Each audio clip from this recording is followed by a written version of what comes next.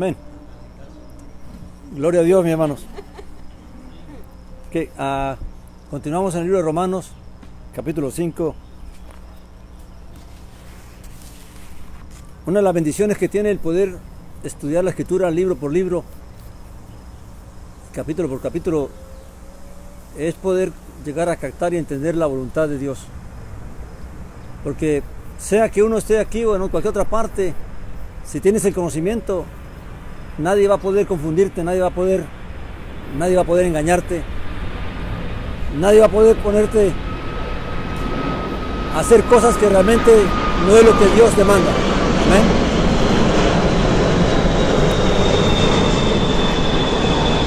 Y recuerde que la fe es algo que solo Dios conoce en el corazón de cada persona. Amén. Pero el que está en la fe, claramente Dios le dará testimonio de lo que es y de lo que no es. Amén. Dice el capítulo 5 de Romanos, ya pasando del tema de las promesas, de la justificación de Abraham por la fe y de las promesas que se le dio por la fe y de todo lo que consiguió Abraham por la fe y no por las obras. Amén. Ahora Saulo va a entrar en el tema de la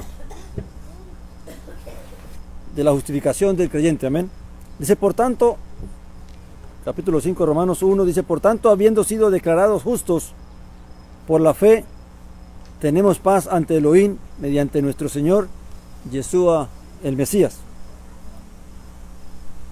por medio de quien también hemos obtenido derecho de entrada a esta gracia, en la cual estamos firmes y nos gloriamos en la esperanza de la gloria de Elohim, de la gloria de Dios.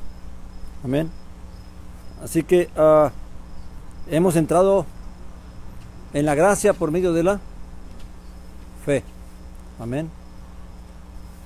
Y luego dice que, y no solo eso, sino que hasta nos gloriamos en las tribulaciones, sabiendo que la tribulación produce constancia, y la paciencia carácter aprobado, y el carácter aprobado esperanza, y la esperanza no será avergonzada, porque el amor de Elohim ha sido derramado en nuestros corazones por el Espíritu Santo que nos fue dado. Y es interesante que Saulo empieza a hablar de el tema de las tribulaciones en cuanto a la fe. Amén. Porque como dijimos esta mañana, en realidad sabemos que el camino de la fe no es un camino fácil. Amén. Que es posible gracias a Dios y al Espíritu de Dios y al poder de Dios que obra en los creyentes. Amén. Pero que, ¿por qué entonces la fe viene acompañada de tantas batallas y de tantas luchas? ¿Y por qué el creyente debe superar todas esas batallas y todas esas luchas? Porque es la forma como realmente se va experimentando lo que es la fe. Amén. Si una persona recibiera todo sin tener que luchar por vencer la incredulidad, pues entonces la fe sería mucho más fácil. Amén. Pero la fe es probada en el hecho de que creemos, así como creyó Abraham, en esperanza contra esperanza. Amén. Creyendo lo que el Señor nos promete, pero claramente mirando nuestras dificultades, mirando nuestras improbabilidades de que aquello suceda. Amén. Por eso dice que y nos gloriamos en las tribulaciones. Todo verdadero creyente que pasa por tribulaciones se gloria en ellas, porque es en la medida que las tribulaciones se van superando que uno va sintiendo el gozo de que estoy en la fe, y cómo la fe se va afianzando y se va afirmando de tal modo que vamos viendo cómo vamos venciendo tribulación tras tribulación. ¿Ven? Prueba tras prueba, y es cada día que el creyente realmente se va llenando de gozo y de amor por Dios, de ver cómo Dios está con nosotros en todo tiempo. Amén. Que aunque pasamos momentos difíciles, como dice por ahí un dicho, ¿verdad?, después de la tormenta viene la calma. Amén. Y cuando estamos en la lucha, pues nos aferramos a Dios, pero cuando la lucha pasa, entonces nos gloriamos en Dios, porque vimos cómo pudimos vencer. Amén. Y que no vencemos por nuestra propia fuerza, sino porque Dios nos sustenta y Dios nos ayuda. Amén. Claramente Saulo dice esto porque cuando leímos el libro de los Hechos, vimos cuántas tribulaciones pasó él, cuántas veces lo azotaron, cuántas veces lo encarcelaron, cuántas veces lo persiguieron, estuvieron a punto de matarlo, lo apedrearon. Y él pudo ver cómo Dios lo sostuvo y fue superando cada situación. Claramente en el momento que lo apedreaban, pues no era nada de gloria, ¿verdad? Porque está el temor de perder la vida, pero realmente cuando uno ve la fidelidad de Dios y uno ve el amor de Dios y el poder de Dios y cómo se superan todas estas cosas y cómo Dios lo guarda a uno y lo ayuda a uno y lo sustenta a uno, cuando parece que ya uno va a desmayar, que ya no puede más porque las circunstancias son tan difíciles, es tan fuerte que ya no hay fuerza, ya uno se rinde y dice, Señor, yo ya no puedo más con esto. Y entonces viene Dios y dice, bueno, pues aquí es donde entro yo, cuando tú no puedes. Amén. Y empieza a ver uno, a gloriarse en Dios, de ver cómo esa fidelidad de Dios se manifiesta en todas estas cosas. Amén. Y luego dice que, sabiendo que la tribulación produce constancia y la paciencia carácter aprobado. La constancia y la paciencia es en el sentido de que estamos perseverando. Amén. Permanecemos en ello, esperando y esperando y esperando. Amén. Esperando lo que Dios nos ha prometido y confiando de que Dios está con nosotros para ayudarnos. Y eso lo que va haciendo es que el carácter nuestro se va aprobando. Amén. Dios va aprobando nuestra constancia, nuestra actitud y nuestra fe. Y dice que asimismo también vamos aprendiendo a tener fortaleza para decirle no a lo que tenemos que decirle no y aceptar lo que tenemos que aceptar, porque hay cosas que de otra manera uno no las aceptaría. Hay cosas que uno solo acepta porque Dios así se lo permite ver. Tienes que aceptarlo porque así es, porque así yo lo quiero, porque así es la voluntad de Dios. Y uno dice, pues, si es la voluntad de Dios, ¿qué uno puede hacer? Tal vez uno quisiera otra cosa, pero Dios manifiesta lo que Él quiere y lo que no quiere. Y en la voluntad de Dios también se manifiesta el hecho de que tengo que aprender a decirle no a aquello que yo sé que a Dios no le agrada. Y todo eso es una lucha, porque aún en la vida de la fe, en la vida de uno mantener un carácter firme, uno tiene que luchar con la familia, con las ideas, con los pensamientos que vienen del mundo, que le dicen, pero la vida es esto y la vida es aquello, y uno está ahí confiando en que no es lo que el mundo dice, no es lo que mi familia dice, es lo que Dios dice. Amén. Y hay cosas en las que no son fáciles. A veces uno dice, no, es que hasta uno llega a preguntarse, ¿será así, no será así? Hasta que Dios mismo empieza a confirmárselo a uno en su corazón.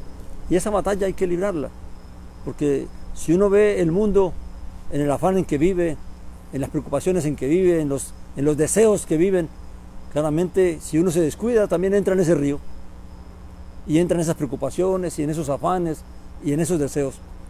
Pero es ahí donde Dios va revelándonos qué cosas debemos anhelar, qué cosas debemos buscar y qué cosas no debemos buscar. Amén. Y dice que la esperanza no será avergonzada. Imagínense que pasamos toda nuestra vida creyendo en la resurrección de los muertos, mientras el mundo no cree en eso. Y el mundo dice, entonces deciden vivir su vida y viven la vida como les place y como les gusta y como desean. Pero cuando venga el tiempo de la gloria de Dios, de la manifestación de la gloria de Dios, entonces es que esta esperanza va a demostrarse de quién realmente estuvo en lo correcto y quién estuvo en quién realmente acertó y quién no acertó. Amén. Ahora, el problema es que muchas personas decimos, muchos tienen hasta duda de la resurrección. Amén. Y muchos dicen, no, pero si la vida se puede gozar ahorita, ¿por qué esperar hasta La resurrección. ¿Y qué me va a dar la resurrección? ¿Qué hay de bueno en la resurrección? Amén. Y todas esas cosas son las que van contaminando la mente de una persona. Porque si una persona empieza a menospreciar la resurrección, a menospreciar la vida que va a venir, fácilmente va a desear vivir esta vida y disfrutar esta vida. Amén. Pero el que cree realmente valoramos es lo que viene. Apreciamos lo que tenemos, pero valoramos lo que se nos promete. Amén. Ahora alguien dirá, pero ¿cómo podemos saber de que realmente va a haber resurrección de muertos? Si alguien le pregunta a usted, ¿y cómo se está segura de que va a haber resurrección de muertos? Que lo que la Biblia dice es verdad. ¿Cómo se está seguro de eso? De que va a haber resurrección de muertos. ¿Ah? Porque la pregunta es si alguien pregunta a usted o a nosotros de nuestra fe, ¿qué seguridad tenemos nosotros de la resurrección de los muertos? ¿Qué seguridad tú tienes de lo que has creído, de que realmente vas a resucitar?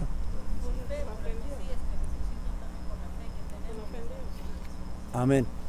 La principal base de nuestra fe es el testimonio de la resurrección de Jesús el Mesías.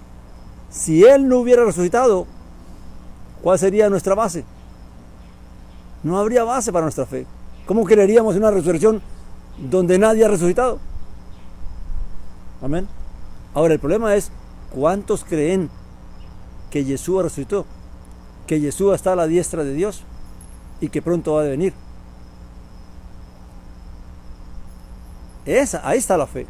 Porque si no creemos en eso, ahora dirán, pero es que yo no he visto a Jesús. Amén. Pero para eso tenemos el testimonio de aquellos que lo conocieron en vida, que lo vieron morir y que lo vieron resucitar. Y nuestra esperanza está puesta en ese testimonio. Es el testimonio de la Escritura y en eso es que creemos. Y esa es la fe. Creemos que Jesús existió, creemos que Jesús murió, creemos que Jesús resucitó. Esa es la fe. Porque si no creemos eso, entonces vana es nuestra fe. Porque entonces ¿en qué creemos entonces? ¿Qué esperamos entonces? Amén. Ahora alguien dirá, bueno, ¿y cómo tú compruebas eso? Pues esa es la fe. Yo le creo al testimonio, yo le creo a la Escritura. Amén. Pero hay algo más importante que creer a la Escritura. Es que hay algo que Dios hace, que solo Dios lo hace en cada creyente. La certeza de que esto es real. Eso no viene por convicción propia, sino que Dios nos da esa convicción. Dios pone en el creyente, afirma esa convicción, porque esa convicción es la que me va a llevar a mí, me va a ayudar y me va a fortalecer para yo perseverar en esta fe. Porque de lo contrario, fácilmente yo me aparto de la fe. Amén. Eso Saulo lo va a decir más adelante. Cómo Dios nos da testimonio de que somos hijos de Dios. Cómo usted y yo sabemos que somos verdaderamente hijos de Dios.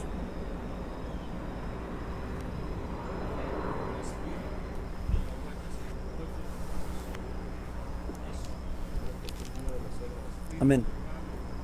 Amén. El Espíritu tiene que ver mucho en esto, pero cuando lleguemos al capítulo 8 o 9 creo que es, allí Saulo va a explicar cómo es que realmente el creyente tiene el testimonio en sí mismo de la veracidad de esto. Amén. Y eso es algo que Dios le concede claramente para poder fortalecernos. Amén. Por cuanto hemos creído, Dios también nos ayuda, porque si no, entonces fácilmente uno se volvería atrás. Si Dios no estuviera con nosotros, si Dios no nos ayudara, entonces fácilmente nadie podría lograrlo. Amén. Pero Dios también da testimonio a nuestra vida de que realmente somos lo que la Escritura revela que somos. Amén. Luego dice que, porque cuando hablando de la gloria y de la esperanza, dice Porque cuando aún éramos débiles, a su tiempo el Mesías murió por los impíos. ¿A qué se refiere Saulo cuando dice cuando aún éramos débiles? Claramente cuando creíamos en nuestras fuerzas, ¿amén? Cuando obrábamos en nuestras propias fuerzas. ¿Amén? Nadie puede ser justo en sus propias fuerzas siempre. En nuestras propias fuerzas uno tiene momentos de debilidad y lo más probable es que uno cometa errores. Por eso Dios nos ayudó por nuestra debilidad. Fue que Dios entonces mandó a su Hijo para que pudiéramos ser librados de esa debilidad. Amén. Dice, ciertamente con dificultad morirá alguno por un justo, aunque tal vez alguien se atreva a morir por el bueno. Pero Dios demuestra su mismo amor hacia nosotros en que siendo nosotros aún pecadores, el Mesías murió por nosotros. El Mesías no murió por los que merecíamos, hubiéramos hecho algo, ¿verdad? Él no murió porque nosotros hubiéramos hecho algo que fuéramos dignos de ser salvados, sino que estando en nuestra condición de alejados de Dios y de ser pecadores y de estar condenados, bajo condenación, bajo juicio, Él murió para rescatarnos de esa condenación o de esa situación. Amén. Dice, por tanto, mucho más ahora, habiendo sido declarados justos por su sangre, seremos salvos de la ira por medio de Él. Recuerde que Saulo en el capítulo 1, estaba hablando de que la ira de Dios, la indignación de Dios se manifiesta de los cielos por causa de la maldad de los hombres, ¿verdad? Pues todos los hombres están bajo esa ira. Los que viven en pecado y en maldad. Amén. Y nosotros somos librados de esa ira por causa de la fe y de la obra del Mesías para nuestra salvación. Amén. Dice, porque si siendo enemigos fuimos reconciliados con Elohim por la muerte de su Hijo, mucho más habiendo sido reconciliados, seremos salvos por su vida. Si Dios me salvó siendo yo un pecador, ¿cuánto Dios me ayudará estando yo en amistad con Él? Y esta es la fuerza de la fe. Amén. Y es la esperanza de toda persona. Si Dios tuvo misericordia de mí cuando yo estaba alejado de Él por mi maldad, por mi injusticia, por mi iniquidad, y aún así se compadeció de mí y me llamó a su camino, ¿cuánto más me ayudará Dios si yo estoy caminando en fe con Él? Y esa es la fe de todos nosotros. No es por lo que hagamos, sino por el acto de la reconciliación, por saber de que si Dios nos rescató cuando estamos en pecados, ¿cuánto más no nos ayudará Dios ahora que estamos caminando en comunión con Él? Amén. Pero todo basado ¿en qué? Todo basado en la fe, no en la obra, no en lo que uno hace, sino que en el haberle creído a Dios. Amén. Dice que el 11 dice, y no solo esto, sino que también nos gloriamos en Elohim por medio de Yeshua el Mesías, Señor nuestro, por el cual hemos recibido la reconciliación.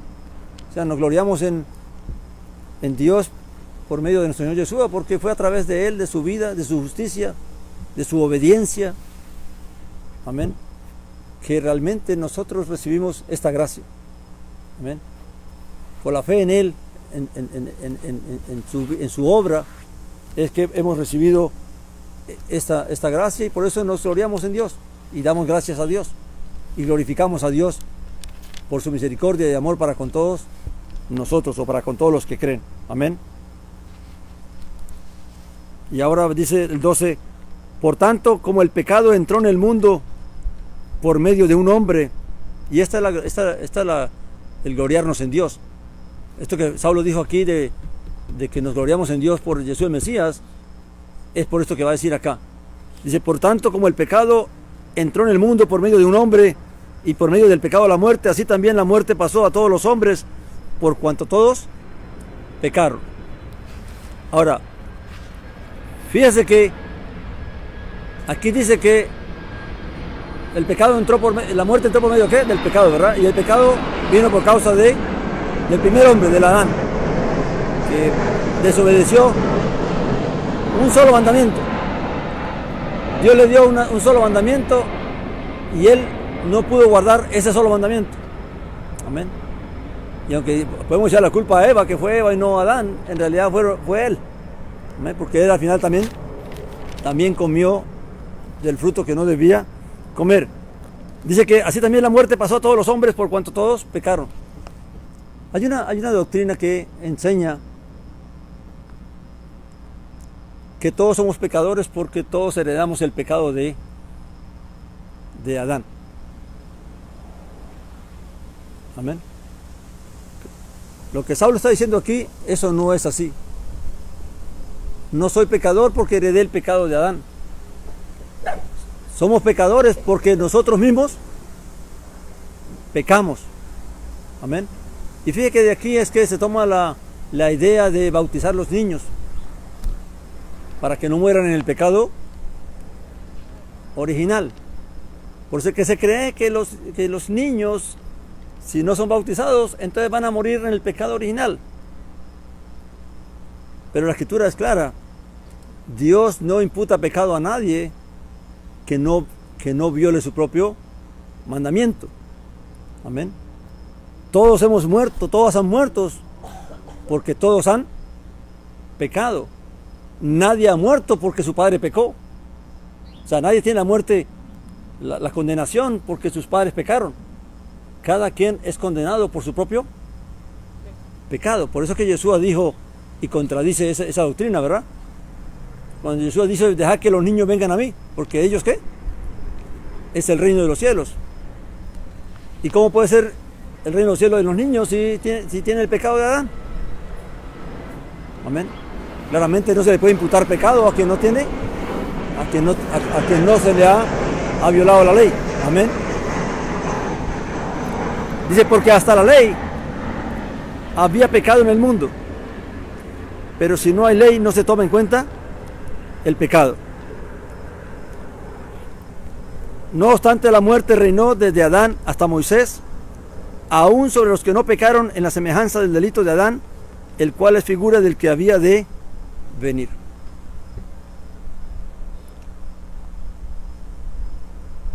Si no había ley, ¿por qué murieron? Si antes de Moisés no había ley, ¿por qué murieron los que pecaron?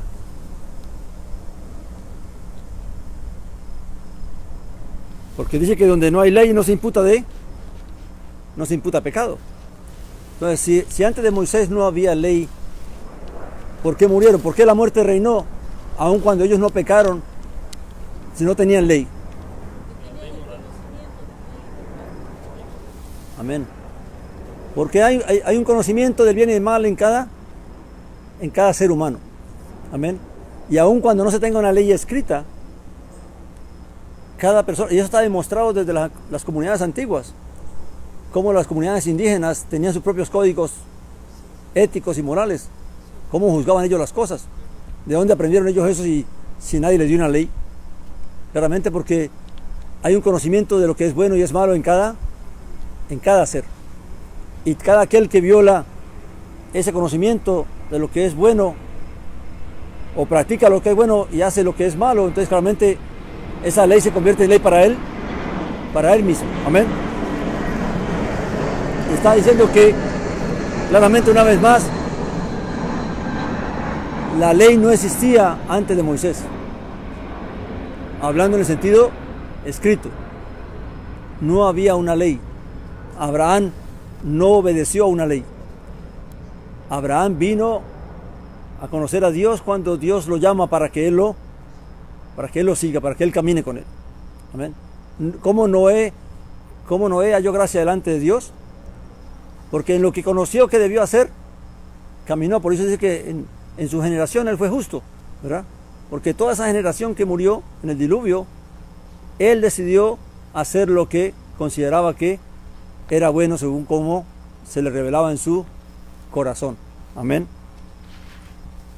Dice, no obstante la muerte reinó desde Adán hasta Moisés, aún sobre los que no pecaron en la semejanza del delito de Adán. ¿Por qué se le atribuye pecado a Adán? ¿Adán tenía ley o no tenía ley? Amén. Amén. Tenía una ley, un mandamiento, y era que no comiera del árbol. Pero los demás no tenían ningún mandamiento. Por eso dice que aunque no pecaron en la manera de, no transgredieron la manera de Adán. Quiere decir que toda esa gente no tenía un mandamiento demandado por Dios para obedecer, sino que Dios ellos se salvaban o se condenaban de acuerdo a lo que conocían, entendían de su propio corazón. Amén. Dice el 15, pero el don no es como la transgresión, porque si por la transgresión de uno muchos murieron, mucho más abundó la gracia de Dios para los muchos y el don por la gracia de un hombre, Yeshua el Mesías. Y aquí es que tenemos la razón de por qué es que Yeshua tuvo que venir, por qué Dios tuvo que enviar a su Hijo. Porque el primer hombre que Dios creó no pudo mantener la obediencia. Amén. Y todos nosotros, los que nacimos de Adán, claramente llevamos las consecuencias de esa desobediencia. Pero como Dios entonces iba a restaurar al hombre, pues tenía que levantar otro Adán, para que por la obediencia de este Adán, entonces nosotros ahora que creemos, podemos mantener la imagen de este postrer Adán y ya no la del primero. Pero esto es para los quienes, para el que cree, porque para el que no cree, sigue llevando la imagen del primer Adán. Amén. Luego dice, porque si por la transgresión del uno la muerte reinó por medio del uno, mucho más reinarán en vida por uno, Yeshua el Mesías, los que reciben la abundancia de la gracia y el don de la justicia. Amén. O sea que cada quien va a recibir conforme a lo que sigue. A los que seguimos los pasos del primer Adán, pues claramente lo que nos espera es la muerte. Pero los que siguen los pasos del postrer Adán, pues lo que nos espera es la vida. Amén.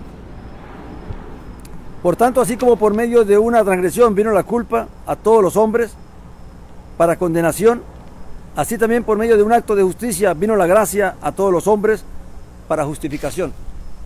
Fíjense que no somos culpables por el pecado de Adán. Amén. Somos culpables por nuestros propios pecados. Así como nadie es justo por la justicia de Yeshua, sino que somos justos cuando creemos en la justicia de Yeshua, porque no todos los hombres son declarados justos porque Yeshua vino y murió. Amén. Pues entonces todos serían salvos, sino que esa justicia le es atribuida ¿a quién? Al que cree en él. Amén. Así como que la muerte y la condenación no se le aplica a un hombre porque Adán pecó, sino porque él mismo pecó, así Dios también le atribuye la justicia de Yeshua a aquel que cree. Amén. Entonces cada quien recibe conforme a qué? A lo que él mismo hace. Si cree o no cree. Amén. Dice, porque así como por la desobediencia de un hombre los muchos fueron constituidos pecadores, así por la obediencia de uno los muchos serán constituidos justos. Amén. Y es aquí donde vemos lo que Saulo va a decir en 1 Corintios de que el primer Adán y el postrer Adán. ¿Y qué es lo que nos trajo el primer Adán y qué nos trajo el postrer Adán? ¿Y por qué es que debemos creer en Yeshua el Mesías como el postrer Adán? Porque para poder entrar en la justicia de Dios tenemos que entrar en la justicia de aquel que obedeció hasta la muerte. Amén. Para ya no seguir llevando la imagen del primer Adán, sino poder llevar la imagen del postrer Adán. Pero eso significa también que así como el postrer Adán vivió una vida de obediencia conforme a la voluntad de Dios, así todos los que creemos debemos vivir también conforme a esa voluntad. Amén. Porque si no, entonces no estaremos dentro de esa justicia. Amén. Más adelante Saulo va a ampliar este concepto de cuál es la bendición que nos trajo la muerte de Yeshua, cuál es la bendición que nos trae el ser justificados con Dios y el ser reconciliados con Dios, en qué nos ayuda eso para nuestra vida diaria. para vencer el pecado. ¿Cómo vencemos el pecado? Estando ahora en Yeshua. ¿Y por qué es que el que está en la imagen del primer Adán no puede vencer el pecado? Pero todo eso cuando lleguemos al capítulo 6, allí lo vamos a entender mucho mejor. Amén. Que es una de las bendiciones que nos trae la gracia y la fe. Amén. Dice, así la ley, versículo 20, así la ley entró para que el pecado abundara, pero donde el pecado abundó, sobreabundó la gracia. ¿Por qué Dios dio la ley a Moisés, a Israel, a través de Moisés? Por dos razones. La primera, dice Gálatas, que es por causa de las transgresiones. Pero aquí nos está diciendo que es para que el pecado, ¿qué? Abundara. ¿Qué significa eso? Que antiguamente la gente que no tenía ley, pues realmente no podía ser consciente de cuán pecador era. Porque no sabía cuántos pecados violaba. Sabía que estaba actuando mal, sabía que hacía mal, que iba en contra de su propia conciencia, pero no podía cuantificar cuán grande era su maldad. Cuando vino el mandamiento, cuando vino la ley, y empezó a decir, no matarás, no robarás, no. Entonces, el hombre, ¿qué puede hacer?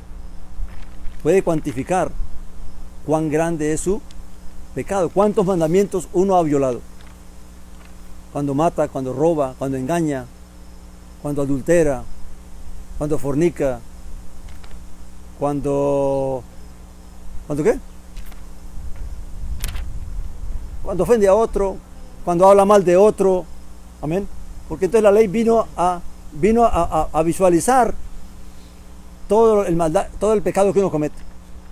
Amén. Muchas personas no pueden verse, o antes nosotros no podíamos vernos cuán pecadores éramos, porque no teníamos la lista de cuántos pecados habíamos transgredido. Y no teníamos la lista, ¿por qué? Porque nadie nos la mostró. Nadie nos enseñó todos los mandamientos que Dios dio para Israel. Ahora es que uno viene descubriendo, uy, pero esto era así. Porque venimos a estudiar la Escritura. Y esta era una tarea de los líderes, de los siervos de Dios, enseñar al pueblo realmente, para que una persona tenga conciencia de cuán pecador era. No va a poder tener conciencia de cuán pecador es a menos que sepa cuántos mandamientos de Dios realmente está transgrediendo. Amén. Para eso estudiamos la Escritura, ya no para sentirnos pecadores, sino para comprender la gracia de Dios, la misericordia de Dios, de cuánto mal habíamos hecho, y aún así Dios tuvo misericordia de nosotros. Y aquel que aún es pecador pueda entender y comprender cuánto necesita de Dios, que la lista que tiene, que la lista de la cual Yeshua lo va a librar, o de la cual Dios lo va a librar por la fe, es bastante grande. Amén. Pero mientras la gente no tenga conciencia del pecado que está cometiendo, pues nunca va a sentir que necesita salvación, y cree que está bien, y que es justo, y que es bueno, y que no necesita de la fe. Amén. Dice que así que la ley entró para que el pecado abundara, pero donde el pecado abundó, sobreabundó la gracia. Para que así como reinó el pecado para muerte, así también la gracia reine por la justicia para vida eterna, mediante Jesús el Mesías, Señor nuestro. O sea que, claramente, nadie va a comprender la gracia a menos que conozca la transgresión que ha cometido. Entonces la ley fue dada primeramente por causa de las transgresiones, de los problemas que nos causamos del daño que nos hacemos unos a otros, pero también para cuantificar el pecado. Y por eso la gracia, cuando venimos a la gracia y nos damos de cuenta de la magnitud de nuestro pecado y de la cantidad de nuestros pecados, pues entonces podemos ver la gracia de Dios. Y pues dice que donde abundó el pecado, ¿qué? Sobreabundó la gracia. ¿Cuántos pecados Dios nos perdonó? Imagínese usted que a cada pecado usted le añada una gracia. ¿Cuánta gracia recibió usted? ¿O cuánta gracia recibimos nosotros? Pues es bastante. Hay muchos, déjeme decirle que hay muchos que a estas alturas aún no tienen conciencia de la gracia que recibieron. Amén. Y no tienen conciencia, ¿sabe por qué? Porque tristemente no conocemos todo lo que es pecado. Amén. Y no conocemos todo lo que es pecado porque no se lee la Escritura. Se ha dicho que tristemente la ley donde se revela lo que es pecado está en los libros del primer pacto. Y la gente no quiere saber nada del primer pacto porque dice que eso ya pasó, que eso ya no está, ya está abolido, o que ya eso no está vigente. Pero en realidad Saulo dice, o la Escritura dice, que toda la Escritura inspirada por Dios es buena. ¿Para qué? Para enseñar, para rearguir, para corregir, para afianzar en la fe y para instruir en justicia. Así que si una persona menosprecia todo lo que está escrito en el primer pacto, realmente no va a poder ser enseñado, ni rearguido, ni corregido, ni instruido en justicia, porque en esa Escritura también hay mucho que aprender y que entender. Entonces, tristemente muchas personas no nos damos de cuenta de cuán grande fue la misericordia de Dios, porque realmente no comprendemos cuán pecador éramos nosotros. Amén. Tristemente hay gente que uno les habla de la fe y lo que responden es que yo soy bueno, yo no le hago mal a nadie. Y cuando me dicen eso, solamente les digo, si usted pudiera mirarse en el espejo de la Escritura, no diría eso. Si usted al leer la Escritura se sigue considerando justo y bueno y limpio, entonces sí podremos hablar. Pero mientras usted no se mira en el espejo de la Escritura, del mandamiento de Dios, usted no va a poder saber cuán pecador usted es.